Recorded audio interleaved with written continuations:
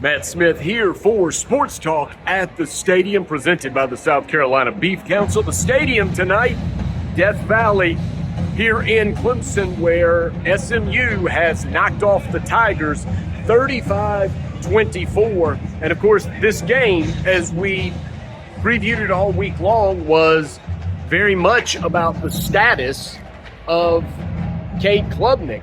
But I will tell you, that was the storyline before the game, early in the game. I don't think that was the storyline here in the fourth quarter, as SMU was just the better team, and I think they would have likely gotten this win even with Cade Klubnik at quarterback. But look, we don't have to parse that out necessarily as much as talk about what happened here in reality. And what happened in reality, SMU got an early lead, and Clemson was able to answer back and do some good things. Tom Allen made adjustments defensively. Christopher Vezina looked right at home from the second quarter on, ended up throwing for 317 yards and 3 touchdowns. So if you want to say that the problem was the quarterback position, I'd have to disagree. To me, the reality of this game was that SMU was able to move the football, stay balanced, both offensively and both through the air and on the ground. Clemson was not. Clemson could only rely on Christopher Vezina and his favorite target tonight, TJ Moore, but they were not able to move the ball on the ground, and that is a recipe for disaster if you don't stay balanced against an SMU team that is complete, that is well coached, and of course SMU gets a measure of revenge for last year's ACC championship game victory that Clemson, when they were able to complete the last-second win over SMU. 429 yards for the Mustangs. That's the story. Clemson was at full strength defensively, but they couldn't slow down. They couldn't corral SMU tonight. And at the end of the game, to me, this game was really marked by the fact that Clemson kept scoring late in the game, moving the football late in the game, but SMU and Rhett Lashley kept his best unit on the field. He's an offensive football coach, and with the lead late, they stayed aggressive, and instead of punting the football back to Clemson with a chance to win it once Clemson cut the lead to 29-24, Rhett Lashley stayed aggressive, had his offensive coordinator call consecutive pass plays. One was incomplete, the next one was complete, created a first and goal at the 9-yard line, and that was really the end of the game. Now, the star for Clemson, TJ Moore, 5 catches, 124 yards, including a one-handed grab on a 62-yard touchdown play down the sideline. Perfectly passed, feathered in by Christopher Vezina. He also had a 32-yarder for a touchdown to TJ Moore. You may ask, where's Bryant Wesco Jr.?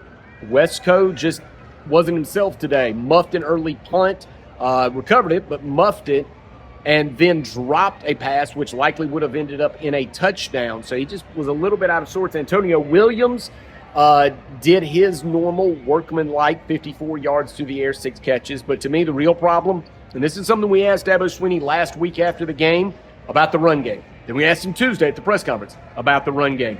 All positivity from Coach Swinney. We'll see if he keeps that positivity tonight, because Clemson was outrushed in this one 139-35.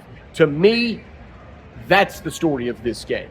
Not Vezina, not any failings on his part. Over 300 yards passing, 317 yards, 3 touchdowns for Vezina. Really found his footing in the second half and led some nice scoring drives. To me, this is all about the fact Clemson wasn't balanced, and they haven't been balanced in these games. I know that Clemson had to be questioning, did they find anything? The victories over North Carolina and Boston College, 2 below-average ACC teams, but did they find anything?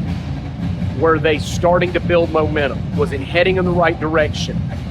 And when they got a game like SMU on their home turf, would they be able to knock them off?